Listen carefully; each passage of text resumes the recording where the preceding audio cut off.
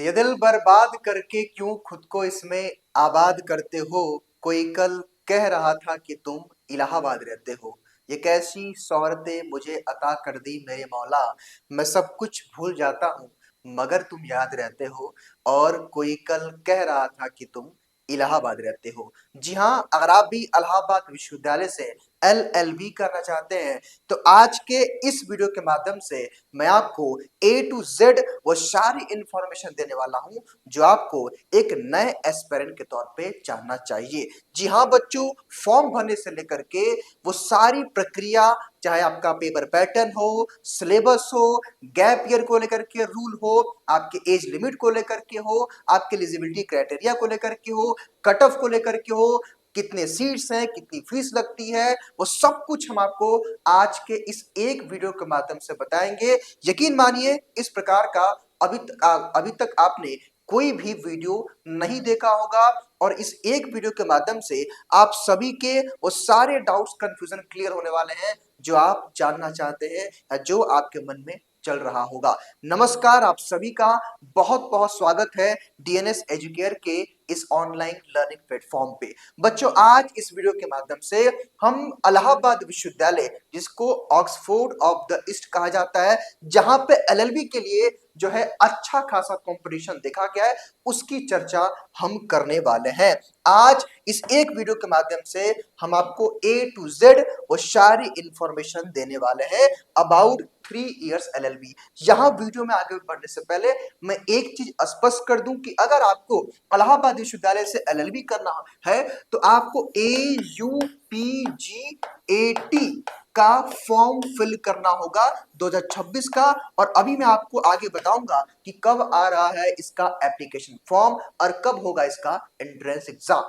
मैं वो सारी बातें आपको बताऊंगा जो आप नए छात्र के रूप में जानना चाहते हैं। लेकिन कुछ भी बातचीत करने से पहले मैं आपको दिखाना चाहता हूं बच्चों कि इसी प्लेटफॉर्म से ये सारे बच्चे पढ़ करके LLB में टॉपर रहे हैं। आप जा करके अगर आप लॉ फैकल्टी में जाएंगे तो हर तीसरा बच्चा DNS एजुकेयर के बारे में जानता है। मैं आपको पिछले वर्ष का अपना रिजल्ट हाईलाइट दिखाना चाहता हूं कि लगभग 165 प्लस बच्चे हमारे यहाँ से पढ़ करके जो है लॉ फैकल्टी में AU में पढ़ाई कर रहे हैं। कुछ टॉपर्स रैंक की देखेंगे तो जो फर्स्ट रैंक सेकंड रैंक भी यहीं से पढ़ के बच्चे गए हुए हैं। और चूंकि AUPGAT की कोई भी सेपरेट तैयारी नहीं कराता प्लेटफॉर्म, एकमात्र ऐसा प्लेटफॉर्म है जो आपको AUPGAT की परीक्षा की तैयारी करवाता है। ये हमारे पेड बैच की छात्र है।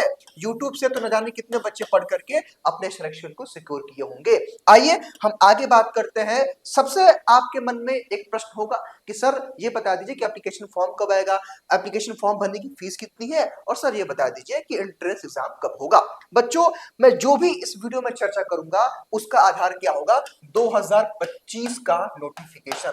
याद रखिए बच्चों कि जब से CUET PG आया तो AU ने अपने PG के पाठ्यक्रम के लिए CUET PG में इलाहाबाद विश्वविद्यालय ने पार्टिसिपेट नहीं किया। इट्स मीन, मैं फिर से क्लियर कर दूं भाई कि अगर आपको इलाहाबाद विश्वविद्यालय से PG का कोई भी कोर्स करना है इंक्लूडिंग LLB तो आपको AUPGAT का फॉर्म भरना होता है। इसका CUET PG से कोई लेना देना नहीं है। आइए देखिए, अगर मैं बात करूं कि भाई फॉर्म कब आता है, देखिए लास्ट ईयर की मैं बात करूं चूंकि एक ही पैटर्न होता है भाई। जब से PG का फॉर्म, जब से AUPGAT का लॉ का हम लोग एग्जाम देख रहे हैं लगभग 3-4 सालों से, यही पैटर्न है। देखिए हर साल जो फॉर्म देखा गया है कि आपका यहाँ पे आप देख सकते हैं लास्ट ईयर फॉर्म कब आया था भाई, तो ये 25 अप्रैल, जनवरी फरवरी मार्च अप्रैल, 25 अप्रैल को फॉर्म आ गया था। फॉर्म भरने की लास्ट डेट 16 मई थी, लेकिन इसको जो है फिर से एक हफ्ते 10 दिन के लिए बढ़ा दिया गया था। और लास्ट ईयर जो आपका एग्जाम हुआ था वो फर्स्ट वीक ऑफ जून में, लगभग जो है 10 तारीख के आसपास, 10 जून को ये एग्जाम हुआ था। ठीक है, तो यहाँ से आपने एक आइडिया लगा लिया सर कि हाँ भाई 2026 में कब हमारे फॉर्म आएंगे और कब हमारा एग्जाम होगा। अब बात आती है कि सर फॉर्म भरने की फीस क्या है। तो देखिए, अगर आप अनरिजर्व कैटेगरी यानी कि अगर आप जनरल कैटेगरी से हैं, EWS हैं और OBC से हैं तो आपको 1000 रुपीज जो है देना होता है फॉर्म भरने के लिए। फॉर्म भरने की प्रक्रिया पूरी तरह से ऑनलाइन है। हालांकि जब फॉर्म आएगा तो आपको इस प्लेटफॉर्म पे इन्फॉर्म किया जाएगा। चैनल को सब्सक्राइब करके बेल आइकन को प्रेस कर लीजिएगा। अगर आप SC ST के छात्र या PW के छात्र हो, मतलब उस कैटेगरी से हो, तो आपको मात्र 500 रुपए फॉर्म भरने के लिए देना होगा। तो आई थिंक कि फॉर्म कब आएगा, एग्जाम कब होगा और फॉर्म फीस कितनी है, ये आपका क्लियर हो गया होगा। अब हम बात करेंगे, जो आपके मन में सवाल होगा कि सर एलिजिबिलिटी क्राइटेरिया क्या है। अब एलिजिबिलिटी का मतलब क्या होता है बच्चों कि आप क्या इस एग्जाम या यहां प्रवेश लेने के लिए एलिजिबल है या नहीं है। इसके लिए मैं आपको बताना चाहता हूं, अगर हम बात करते हैं एलिजिबिलिटी क्राइटेरिया की, तो ध्यान से समझिएगा, यहाँ पे कई लोग बातों को समझ नहीं पाते हैं और लगातार कमेंट करते हैं, तो उसका कोई मतलब नहीं निकलेगा। यकीन मानिए, इस एक वीडियो के माध्यम से मैं आपके हर एक डाउट कंफ्यूजन को क्लियर करने वाला हूं, तो पूरा वीडियो को देखिएगा, और अगर आपका सारा डाउट कंफ्यूजन क्लियर हो जाए तो आप एक थैंक यू का जो है कमेंट जरूर करिएगा। आइए बात करता हूं कि सर मान लीजिए कि मुझे एलएलबी करना है एयू से, तो सर एलिजिबिलिटी क्राइटेरिया क्या होनी चाहिए। देखिए, अगर आप यूजी कर चुके हैं, इट्स मीन यूजी का मतलब क्या है, बीए बीएससी बीकॉम, कोई भी अगर आपने एक्सेट्रा कोई भी आपने यूजी का कोर्स कर लिया है, या आप यूजी अपीयरिंग में है, यानी कि लास्ट ईयर में है, लास्ट सेमेस्टर में, यानी कि अगर आपका 5वां सेमेस्टर चल रहा है या 6वां सेमेस्टर चल रहा है, या फिर ये कह लें कि अगर आपका 2026 में अगर आपका यूजी कंप्लीट हो जाएगा, तो आप जो है एलएलबी का फॉर्म भरने के लिए एलिजिबल हो और आप एयू से एलएलबी करने के लिए पात्र हो। पहली बात। दूसरी बात, सर कौन कौन फॉर्म भर सकता है, तो वही भर सकता है कौन, या तो आप ग्रेजुएट हो चुके हो, या आपका ग्रेजुएशन का लास्ट ईयर या लास्ट सेमेस्टर चल रहा हो। आई होप आप समझ गए, यानी कि 26 में, चूंकि मैं 26 की बात कर रहा हूं, तो 26 में आपका जो है यूजी कंप्लीट हो जाएगा, तो भी आप चूंकि अपेयरिंग में ही फॉर्म अप्लाई करते हैं, जानते होंगे आप लोग, ठीक है। अगली बात, एज लिमिट क्या है, सबसे बड़ा सवाल। मैं आपको बच्चों बता दूं कि एलएलबी करने के लिए, चूंकि लॉ जो कोर्स होता है ये बार काउंसिल ऑफ इंडिया के द्वारा रेगुलेट किया जाता है बच्चों, तो इसमें there will be no age limit, यहाँ पे कोई भी एज लिमिट नहीं है। यानी कि अगर आप 30 जो है 25 साल के हैं, 30 साल के हैं, 40 साल के हैं, 50 साल के हैं, यानी कि अगर आप बस ग्रेजुएट है ना, तो कितने भी साल के हैं, मतलब अब ग्रेजुएट होते होते तो 21 22 23 हो जाता है, उसके बाद किसी भी ईयर के 50 साल के भी आप हैं तो यहाँ से लॉ कर सकते हैं। मेरी बात समझ गए। चलिए, मतलब यूजी आप पास होने चाहिए या अपीयरिंग में इस साल होने चाहिए। उसके बाद अब सबसे बड़ा जो बच्चों मसला आता है कि गैप ईयर का यहाँ पे डिडक्शन का रूल क्या है, ये सबसे बड़ा सवाल है, और यहाँ पे कई सारे बच्चे हो जाते हैं कंफ्यूज। यहाँ पे गैप ईयर के सिस्टम को ध्यान से समझिएगा, अदरवाइज आप लोग परेशान रहेंगे। देखिए, ये चूंकि मैं आपको पहले दिखा रहा हूं भाई कि ऑफिशियल क्या है, और मैं आपको एक आसान भाषा में बातों को समझाने का प्रयास करूंगा। यहाँ पे आप देख लीजिए, अब मैं इसको अभी इजी करके आपको लिए समझाऊंगा। देखिए, अब यहाँ पे समझिएगा मेरी बात को, भाई इजी वे में आपको समझा रहा हूँ। मान लीजिए, ध्यान से मेरी बात को समझिएगा, मान लीजिए किसी बच्चे का 2000, मैं थोड़ा सा पतला कर लेता हूं, ध्यान से मेरी बात को समझिएगा भाई, अदरवाइज आप परेशान रहेंगे तो उसका कोई मतलब नहीं निकले। देखिए, अगर आप 2026 में आपका यूजी कंप्लीट होगा या हो रहा है, ठीक है, या मैं बात करता हूं 2025 में अगर आपका यूजी कंप्लीट होगा, 2000 आपका 24 में यूजी कंप्लीट होगा, 2000 आपका 23 में यूजी कंप्लीट होगा, ठीक है, यानी कि यूजी कोर्स की मैं बात कर रहा हूं, ठीक है। ध्यान दीजिएगा, अगर आप 2026 में यूजी अगर आप पास करेंगे तो आपका कोई भी मार्क्स नहीं कटेगा। वही ध्यान दीजिएगा कि अगर आप, ध्यान दीजिएगा मेरी बातों को, अगर आप 2025 में अगर आपका अंडर ग्रेजुएट हो चुका है, तो आपका 5% मार्क्स कट जाएगा। कैसे कटेगा आगे मैं बताऊंगा। अगर आप 2024 में अगर आप यूजी किए हो अपना, तो आपका क्या होगा, आपका 10% मार्क्स कट जाएगा। अगली बात, अगर आप 2023 में अगर आप जो है किए हो अपना यूजी, तो आपका 15% जो है मार्क्स कट जाएगा। ध्यान से मेरी बात को समझिएगा, अगर 2022 में किए हो, 21 में किए हो, 20 में किए हो, तो भी आपका जब मतलब मैक्सिमम 15% मार्क्स यहाँ पे डिडक्ट होता है। अब कैसे होता है, मान लीजिए कि कोई स्टूडेंट है, मान लीजिए कि लेट्स से मेरा नाम अभिमान है, ठीक है। अब अभिमान ने 2025 में अपना यूजी कंप्लीट किया है और 26 में वो जो है एयूपीजीएटी लॉ की तैयारी करके फॉर्म भर रहे हैं। तो मान लीजिए इनका स्कोर आया जो है 300 में, याद रखिएगा इनका नंबर जो है 300 में से इनका 200 नंबर आ गया, ठीक है। 300 में से अगर हम ऐसे लिखे, मान लीजिए आउट ऑफ 300 में इनका जो है मार्क्स 200 आ गया। अब क्या हुआ, 5% मार्क्स कट जाएगा। इट्स मीन कि अब 200 में से आप क्या करेंगे, 5% कितना हुआ, 10, ठीक है, 10 मार्क्स हटाइए, यानी कि इनको कितना मिला, 190 नंबर मिल जाएगा। मतलब बच्चों आपका ऐसे मार्क्स कटेगा, आपका जो इंट्रेंस एग्जाम का स्कोर काटेगा ना, उसी में से मार्क्स कटेगा। मान लीजिए किसी ने 24 में किया है तो उसका 10%, यानी कि याद रखिए 200 में से 20 माइनस कर दीजिए, कितना आया, 180 मार्क्स हो गया। तो ऐसे ही मतलब मैक्सिमम जो है 15% से अधिक मार्क्स नहीं कटता है। तो ये हो गया आपका गैप ईयर का डिडक्शन का रूल। हालांकि मुझे ऐसा लगता है कि थोड़ा सा सही नहीं है, बिकॉज मान लीजिए किसी बच्चे ने यूजी के बाद, मतलब यूजी लेट्स से कि मान लीजिए मैंने ग्रेजुएशन किया, फिर मैंने एमए कर लिया या बीएड किया, फिर मैं लॉ करना चाहता हूं, तो मेरे मेरे ख्याल से ये उचित तो नहीं है, लेकिन अब एयूपीजीएटी का इलाहाबाद विश्वविद्यालय का रूल है तो मुझे आपको बताना था। तो ये है रूल, आई होप कि आप समझ गए होंगे। जो बातें यहाँ लिखी हुई थी जो कि 1 साल पहले की बात है, उसको मैंने इजी वे में समझा दिया है आपको। आई होप कि आपको इसमें दिक्कत नहीं होगा। अब एक और सवाल आता है कि सर हमारा ग्रेजुएशन में कितना परसेंटेज होना चाहिए। याद रखिएगा, यहाँ पे मिनिमम अगर आप जनरल कैटेगरी से हैं तो आपका मिनिमम 45% मार्क्स, ओबीसी का 42% मार्क्स और एससी एसटी का 40% मार्क्स होना चाहिए अगर आप ग्रेजुएट हो चुके हो तो। अब कुछ लोग कहेंगे सर अभी तो मैं यूजी में पढ़ रहा हूँ, तो ये तो सर अभी तक मेरा रिजल्ट ही नहीं आया है। हाँ भाई, तो ये एलिजिबिलिटी आपकी कब चेक होगी, जब आपका एडमिशन का प्रोसेस चलेगा, एडमिशन, तब जाकर के एलिजिबिलिटी चेक होगी। तो अभी आप अपेयरिंग में फॉर्म अप्लाई करके तैयारी करिए। लेकिन हाँ याद रखिएगा, इससे अगर आपका कम मार्क्स आया, मान लीजिए कि 300 में से आपका इंट्रेंस एग्जाम में 200 नंबर आ गया, तो आप टॉप कर दिए, लेकिन पता चला कि आप जनरल कैटेगरी से हैं और आपका ओवरऑल यूजी में 44% बन रहा है।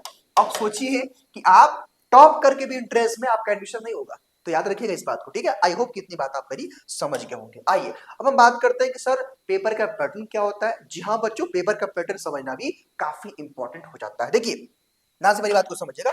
चलिए देखिए, सबसे पहले अगर मैं बात करता हूं तो देखिए भाई, आपके एग्जाम में 150 प्रश्न आएंगे, एमसीक्यू टाइप का क्वेश्चन होगा। जानते होंगे एक प्रश्न होता है, उसके 4 ऑप्शन होते हैं, ठीक। पेपर आपका 2 घंटे का होगा, इट्स मीन 150 प्रश्न और 120 मिनट का टाइम, और 150 के 150 प्रश्न कंपल्सरी होते हैं, सारे को अटेम्प्ट करना होता है। And there will be no negative marking, यानी कि यहाँ पे ऋणात्मक मूल्यांकन का कोई प्रावधान नहीं है। इट्स मीन कि आप सारे क्वेश्चन को इजीली अटेम्प्ट कर सकते हो, यहाँ पे माइनस मार्किंग का कोई भी सिस्टम नहीं है। चलिए पेपर मीडियम की मैं बात करता हूं तो भाई वो हिंदी इंग्लिश यानी कि बाइलिंगुअल पेपर आएगा, यानी कि दोनों भाषाओं में आपका ये पेपर होता है, ठीक है।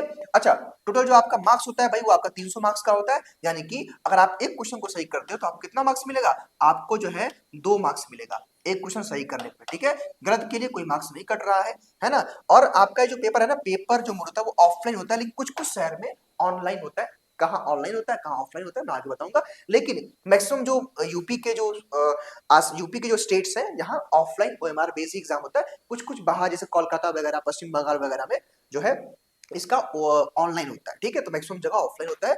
बाकी एक क्वेश्चन सही करने पे 2 मार्क्स, और कोई भी मार्क्स आपका नहीं कटेगा अगर आप गलत करेंगे या कोई अगर आप क्वेश्चन अटेम्प्ट नहीं करते हैं तो आपको कोई मार्क्स नहीं कटेगा, ठीक है। इतनी बात आप समझ गए। अब देखिए, अब क्या है आपका पेपर का पैटर्न क्या है। देखिए भाई, सिलेबस में क्या बताया गया है, ध्यान से बातों को समझिए। देखिए एयू, देखिए सारा कुछ बच्चों में इन्फॉर्मेशन डिटेल्स आपको बता रहा हूं। देखिए अब देखिए आपका लैंग्वेज कॉम्प्रिहेंशन में आपके 25 प्रश्न हिंदी के और 25 प्रश्न इंग्लिश के, यानी कि 50 प्रश्न आएंगे। अब कुछ लोग कहेंगे सर क्या हिंदी हम केवल अटेम्प्ट करेंगे या इंग्लिश, नहीं, आपको दोनों को, यानी कि 25 क्वेश्चन हिंदी का और 25 क्वेश्चन इंग्लिश का, दोनों का आपको अटेम्प्ट करना होता है। मतलब सारा कंपल्सरी, कोई उसमें चूज नहीं करना है। आगे मैं आपको सिलेबस बताऊंगा। फिर आपको 50 क्वेश्चन कहां से आएगा, general awareness and current affair से 50 क्वेश्चन आएगा। उसके बाद रीजनिंग, मेंटल एबिलिटी, देखिए रीजनिंग मैथ से आपके और लीगल एप्टीट्यूड से आपके जो है, देखिए यहाँ पे ध्यान से बताया गया है कि रीजनिंग मैथ से 25 क्वेश्चन और लीगल एप्टीट्यूड से बच्चों आपको 25 क्वेश्चन पूछे जाएगा, यानी कि टोटल कितना हुआ, 150 प्रश्न आपसे पूछे जा रहे हैं और सारे प्रश्न आपके कंपलसरी हैं, ठीक है। देखिए अब देखिए भाई, ये एयू ने अपने इंफॉर्मेशन बुलेटिन में इस सिलेबस को मेंशन किया है, लेकिन बच्चों मैं बता दूं कि ये आधा अधूरा सिलेबस है। मैं बात क्यों कह रहा हूं, क्योंकि ये इन डिटेल सिलेबस नहीं है। अब आप बताएं कि यहाँ पे इन्होंने लिख दिया क्या है, रीजनिंग। अब आप सोचो कि रीजनिंग में कितना, न जाने कितने टॉपिक्स है।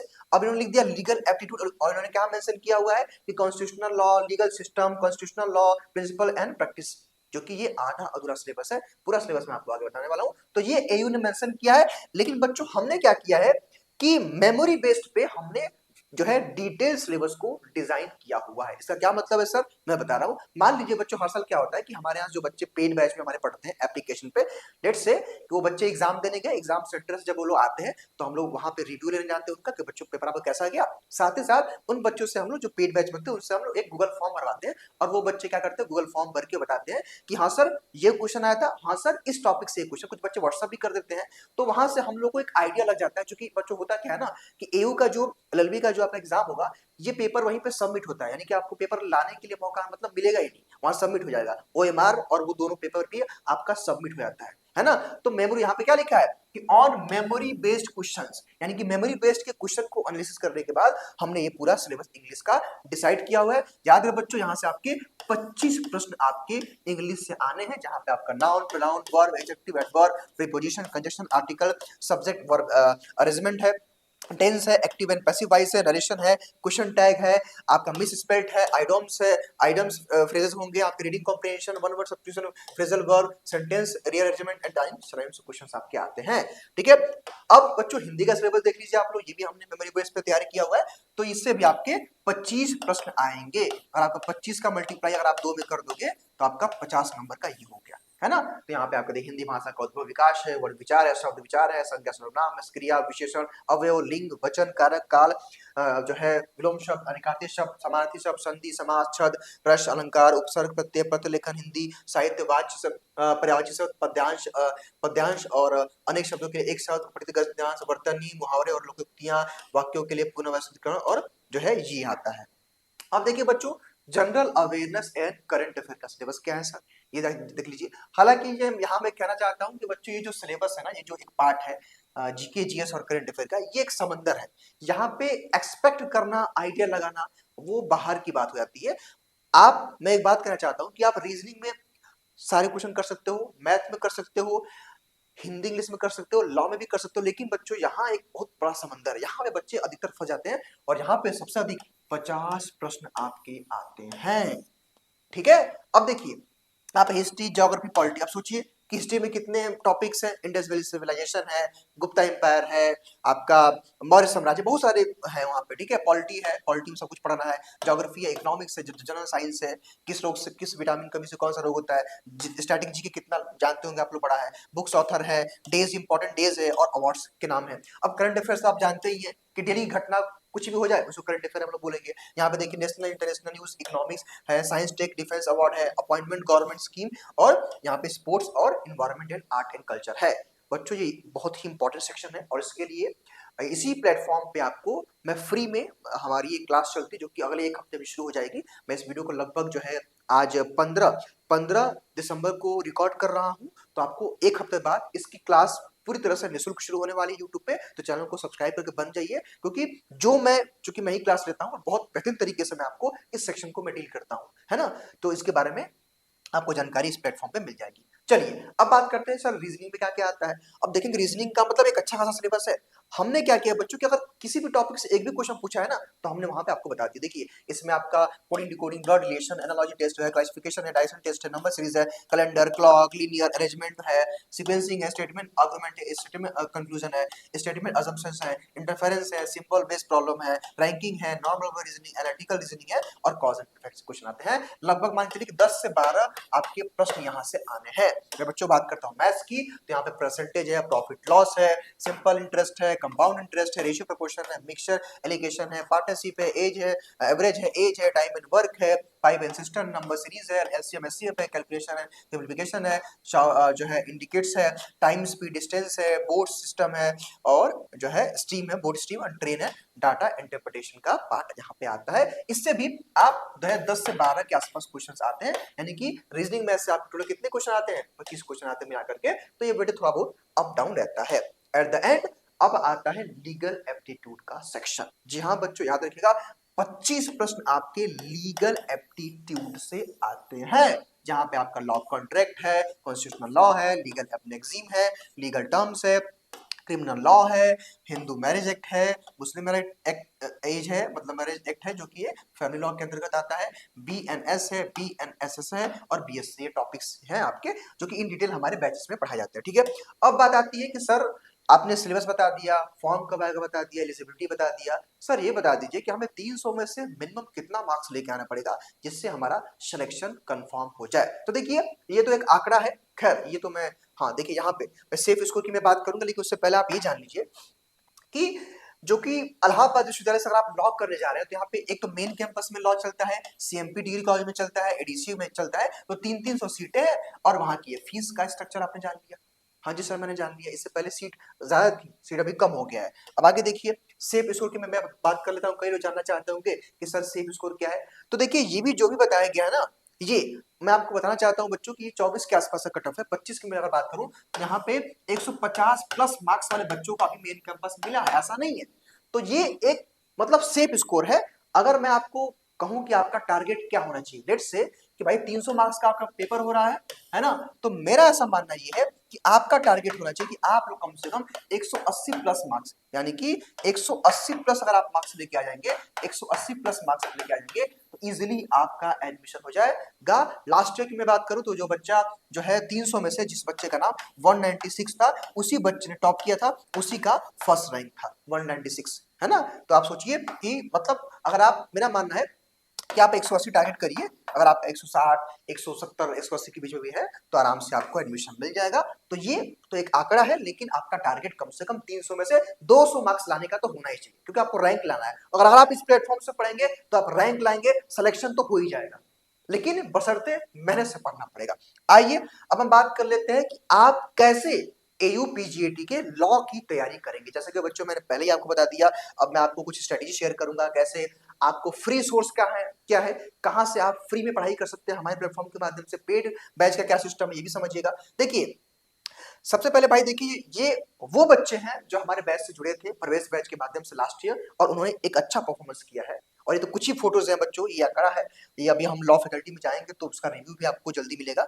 अब मैं बताना चाहता हूं कि आपकी प्रिपरेशन यानी कि आपकी तैयारी की रणनीति क्या होनी चाहिए, और आपका एडमिशन, पूरा एडमिशन का प्रोसेस AUPGAT में, LLB में क्या है। लेकिन उससे पहले आप जरा हमारे बैच के बारे में जान लीजिए, क्योंकि ये बैच जो है बच्चों मैं आपको बता दूं कि ये प्रवेश बैच हमारा आज 15 दिसंबर को मैं इस वीडियो को रिकॉर्ड कर रहा हूं, 16 दिसंबर 2025 को आपको ये वीडियो मिलेगा, और 16 दिसंबर से ही हमारा ये प्रवेश बैच स्टार्ट हो रहा है। बिल्कुल फ्रेश बैच है।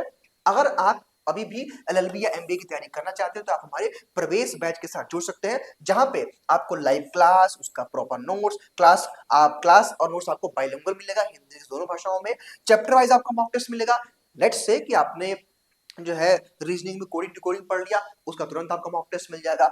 फुल लेंथ का 10 मॉक टेस्ट आपको मिलेगा, जो कि एग्जैक्ट जो है हूबहू AUPGAT के LLB के पेपर पैटर्न पे रहेगा। जैसे कि आपको होता है ना कि 150 प्रश्न आते हैं, तो ये हम आपका सिलेबस कंप्लीट होने के बाद 10 फुल लेंथ का मॉक टेस्ट कराएंगे। जब आप जाएंगे एग्जाम देने AU का, तो आप ऐसा फील करेंगे कि जैसे ये DNS का 11वां मॉक टेस्ट है। उसके बाद मेंटरशिप, ये पूरा हमारा जो सपोर्ट रहेगा, गाइडेंस रहेगा, वो आपके एडमिशन तक रहेगा बच्चों। और फीस मात्र आपकी 199 है। इसके बाद भी चूंकि हमारे यहाँ ऑफर आते रहते हैं, तो अगर आप DS20 कूपन कोड इस्तेमाल करोगे तो 20% का यहाँ पे आपको एक्स्ट्रा डिस्काउंट मिलेगा। और हमारी जो क्लास चलती है प्रवेश बैच की, कहाँ चलती है? DNS एजुकेयर ऐप पे चलती है। और अगर आपको कोई भी जानकारी चाहिए इस बैच के बारे में या AUPGAT के बारे में, तो आप इस नंबर पे 6387986764 पे कॉल या व्हाट्सएप कर सकते हो, और प्ले स्टोर से DNS एजुकेयर ऐप को जरूर डाउनलोड कर लीजिएगा। LLB MBA के लिए बच्चों हमारे पूरा बैच चलता है। कोर्स की वैलिडिटी आपकी AUPGAT तक होती है। जैसे कि आप जानते हैं बच्चों कि दिसंबर में बैच हमारा स्टार्ट हो रहा है, और जून तक इसकी वैलिडिटी रहेगी। अगर आप लगभग बच्चों आप देखोगे तो रिचार्ज से भी सस्ता है आपका ये बैच, लगभग 250-300 रुपए आप लोग रिचार्ज करते होंगे। लेकिन अगर आप इकोनॉमिकली इसको देखोगे ना, तो लगभग 180-200 रुपए के आसपास पड़ेगा आपको ये मंथली, है ना। हालांकि बच्चों ये अगर आप फुल कोर्स के साथ हमारे जुड़ जाते हैं, तो एक बार हम लोग फुल पढ़ाते हैं फुल कोर्स के माध्यम से, और जब फॉर्म आता है तो हमारा क्रैश कोर्स आता है 40 डेज का या 25 डेज का, उसका आपको एक्सेस फ्री में मिल जाएगा अगर आप इस बैच के साथ जुड़ जाओगे तो। यानी कि हम पढ़ाएंगे फुल कोर्स में, फ्री रिवीजन भी कराएंगे। तो बच्चों ये मात्र इसी फीस में आपको सब कुछ मिलने वाला है। डेमो भी देख सकते हो कैसे हम पढ़ाते हैं, हालांकि रिजल्ट आपने मैंने आपको दिखाई दिया। तो इस बैच के साथ अगर आप बच्चों जुड़ जाओगे तो आपको सब कुछ मिल जाएगा A to Z, है ना। खैर अब आइए हम बात कर लेते हैं कि सर हम कैसे फ्री में पढ़ सकते हैं, जो भी आपके डाउट्स होंगे। बहुत सारे बच्चे कहते हैं कि सर आप बताइए कि PYQ कहां से हमको मिलेगा। तो देखिए बच्चों, मैंने पहले ही बता दिया कि PYQ नहीं मिलता है। हाँ, हमारे पास मेमोरी बेस्ड क्वेश्चन के कलेक्शंस हैं, क्योंकि हम लोग 3-4 साल से तैयारी करवा रहे हैं। तो हमारे पास बच्चों के पूरे गूगल फॉर्म में भर के बच्चों के आते हैं कि सर ये क्वेश्चन आया था, ये क्वेश्चन आया था। तो हम लोग मेमोरी बेस्ड के अकॉर्डिंग हम लोग बच्चों को मॉक टेस्ट प्रिपेयर करके देते हैं, और मॉडल पेपर भी कराते हैं। आइए मैं आपको दिखाता हूँ बच्चों। देखिए यहाँ पे हमारे, अगर आप हमारे प्लेटफॉर्म पे आएंगे, सर्च कर लीजिएगा DNS एजुकेयर, तो देखिए बच्चों ये है। देखिए यहाँ पे जब आप आओगे तो प्लेलिस्ट के सेक्शन में बच्चों यहाँ पे आप आ जाना। देखो यहाँ पे देखो जब यहाँ पे आप क्या देखो AU PGT LLB MBA model paper 2026, यहाँ पे आपको सारे सब्जेक्ट्स के मॉडल पेपर कराए जाएंगे, तो यहाँ से आप उसको देख लीजिएगा, यहाँ से आपकी तैयारी हो जाएगी। और जो भी यहाँ पे क्लास चलेगी ना बच्चों, इसका free PDF DNS educare app पे चल मिलेगा, फ्री स्टडी मटेरियल के सेक्शन में। तो अगर आप कुछ भी जानना होगा इस नंबर पर कॉल कर लीजिएगा या प्ले स्टोर से डीएनएस एजुकेयर ऐप को इंस्टॉल कर लीजिएगा। देखिए सबसे पहले बच्चों तैयारी के लिए क्या होता है, देखिए थोड़ा सा सिलेबस की स्पेलिंग गलत हो गई है, सिलेबस। देखिए बच्चों आप बताइए कि मान लीजिए कि अगर आप वाराणसी से आपको इलाहाबाद जाना है, तो आप पहले जानेंगे ना भाई कि वाराणसी से इलाहाबाद का रूट क्या है। तो वैसे ही अगर आपको लॉ की तैयारी करनी है तो सबसे पहले जरूरी है आपको अपना सिलेबस जानना, और अपना आप सिलेबस नोट करिए पेन कॉपी के साथ और स्टडी टेबल के सामने चिपका दीजिए। बच्चों मैं आपको बताना चाहता हूं, इसको हल्के मत लीजिएगा। लगभग 18 से 20,000 बच्चे हर साल एलएलबी कोर्स के लिए अप्लाई करते हैं और सीट की संख्या आप देख चुके हैं। एक अच्छा खासा हेल्दी कंपटीशन यहाँ पे देखा गया है एलएलबी में, है ना। तो बच्चों ये है आपका सिलेबस, आप डिटेल सिलेबस के साथ आप पहले जान लीजिए, जो कि मैंने आपको बता ही दिया है। इसका पीडीएफ भी आपको डीएनएस कैरियर पे भी मिल जाएगा और हमारे टेलीग्राम चैनल पे भी मिल जाएगा। टेलीग्राम चैनल का लिंक इस वीडियो के डिस्क्रिप्शन बॉक्स में होगा, उसको ज्वाइन कर लीजिएगा। व्हाट्सएप ग्रुप को ज्वाइन कर लीजिएगा, ठीक है। तो वहां पे आपको सब कुछ मिल जाएगा, ठीक है। उसके बाद जो हमारा बच्चों मॉडल पेपर है ना, उसको तो जरूर सॉल्व करिए। और हम लोगों ने जब बच्चे यहाँ से टॉप किए थे तो हमने बच्चों के फोन पे बातचीत किया था लाइव में, तो बच्चे बताएंगे सर हमने मॉडल पेपर पूरा देखा था, सर हमने मॉक टेस्ट पूरा लगाया हुआ था। तो बच्चों ये टाइम रिवीजन देखिए बहुत बहुत इंपॉर्टेंट है। आप जानते होंगे भाई आप मेच्योर हो चुके हैं, आप यूजी पास कर रहे हैं या कर चुके हैं, तो हम भले ही 1 घंटा ही पढ़े लेकिन उसका रिवीजन इंपॉर्टेंट है। वो कहा गया है ना कि practice makes a man perfect, यानी कि करत करत अभ्यास जड़ मत हो तो सुजान और रसरी आवत जाता है सिल पर पड़त निशान। तो practice makes a man perfect, जरूरी है प्रैक्टिस करना। और इसीलिए हमने क्या कर दिया, लास्ट ईयर तो हमने 5 फुल लेंथ का मॉक टेस्ट दिया था, लेकिन इस बार हम क्या कर रहे हैं 10 फुल लेंथ का मॉक टेस्ट दे रहे हैं बच्चों। अगर आप जस्ट आप सोचिएगा कि 150 क्वेश्चन का एक मॉक टेस्ट होता है, और हम 10 दे रहे हैं बच्चों, तो कितना हुआ 1500 क्वेश्चन की प्रैक्टिस आपको हम इस बैच में करा रहे हैं। तो आप एक अंदाजा लगा सकते हैं कि कितना बेहतर तरीके से आप हमसे जो है इस बैच में देंगे। तो ये करिए, मॉक टेस्ट लगाइए। तो अगर बच्चे जो फ्री में पढ़ना चाहते हैं भाई, मॉक टेस्ट वो हमारा मॉडल पेपर चल रहा है यूट्यूब पे, उसको देखिए। बाकी आपको चैप्टर वाइज टेस्ट लगाना चाहिए, मतलब प्रैक्टिस बहुत जरूरी है। उसके बाद देखिए एमसीक्यू क्वेश्चन की आपको प्रैक्टिस करनी चाहिए। कई सारे बच्चे हमसे पूछते हैं कि सर ये बताइए कि इंपॉर्टेंट बुक्स कहाँ मिलेगा, बुक कहाँ है। अब आप बताएं कि Hindi, English, reasoning, math, GK, GS और लीगल, क्या ये पांचों सेक्शन मिलाकर कोई बुक आ सकती है? इम्पॉसिबल। बच्चों मार्केट में बहुत सारी बुक आती है लेकिन वो ऑथेंटिक नहीं है, वो आपको बस मिसगाइड करती है, उसमें उस तरह का कंटेंट नहीं है जो आपके परीक्षा में आता है। तो मैं आपसे कहना चाहता हूं भाई कि बिल्कुल किसी किताब के चक्कर में बिल्कुल मत पड़िएगा। अगर आप बैच के साथ जुड़ते हैं ना, तो प्रॉपर जैसे आप रीजनिंग मैथ में हम आपको प्रैक्टिस शीट देंगे, मतलब एक बेहतर वे में बच्चों तैयारी कराएंगे। और बहुत सारे बच्चे बस पढ़ करके ऑनलाइन अपना सिलेक्शन लिए हैं, तो आप किसी किताब के चक्कर में मत पड़िएगा। जितना पढ़ाएंगे उतना पढ़ लेंगे, आराम से आपका सिलेक्शन हो जाएगा, ठीक है। बस आपको विश्वास करना पड़ेगा भाई, वो आपके ऊपर है। तो तैयारी के लिए इंपॉर्टेंट है आप अपने चीजों को जानिए, सिलेबस जानिए और उसके अनुरूप अपनी तैयारी करिए बढ़िया तरीके से। हमारे प्लेटफॉर्म के साथ यूट्यूब में करिए और ऐप पे करेंगे तो भाई बेहतर में आपको सब कुछ मिल जाएगा यहाँ पे, है ना। अब बात करते हैं कि सर एडमिशन का प्रोसेस क्या है। तो सिंपल सी बात है, पहले फॉर्म भरेंगे, फिर आपका एडमिट कार्ड आएगा, फिर आपका एंट्रेंस एग्जाम होगा, फिर आपका आंसर की आएगा, फिर आपका रिजल्ट आएगा, फिर उसके बाद ऑनलाइन काउंसलिंग का प्रोसेस यहाँ पे होता है, फिर कट ऑफ आता है। फिर आप अगर कट ऑफ में होते हो तो आप अपना फीस पे कर देते हो और आप इलाहाबाद विश्वविद्यालय के छात्र बन जाते हो। तो बच्चों ये था पूरा प्रोसेस। आने वाले समय में इस प्लेटफॉर्म पे आपको सारी बातें बताई जाएंगी जो आपको जाननी चाहिए। तो इस प्लेटफॉर्म के साथ जुड़े रहिए, बने रहिए, चैनल को सब्सक्राइब करके दोस्तों के साथ जरूर शेयर कर दीजिए। और अगर आपको लगता है कि आपका सारा डाउट कंफ्यूजन क्लियर हो गया है तो एक प्यारा सा कमेंट थैंक यू का जरूर करिएगा। Wishing you all the very best. Thank you so much everyone. Thank you.